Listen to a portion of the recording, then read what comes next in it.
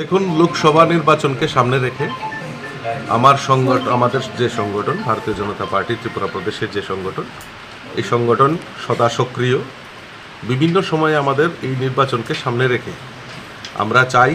আমরা দেশের যশস্বী প্রধানমন্ত্রীকে আবারও প্রধানমন্ত্রী বানাতে চাই। তো সেই লক্ষ্যে আমাদের ত্রিপুরা রাজ্যেও 2টি লোকসভা আসন রয়েছে। সেখানে ভারতীয় জনতা পার্টির প্রার্থীদেরকে বিপুল ভোটে জয়যুক্ত করে মোদিজির হাতকে শক্তিশালী করব।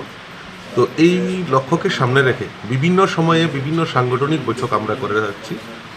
আমাদের কিছুদিন আগে দেখেছেন যে এসএসজি, এনজিও তাদের নিয়ে আমরা একটা মিটিং করেছি। শক্তি বন্ধন এই প্রোগ্রামের নাম দেওয়া হয়েছে।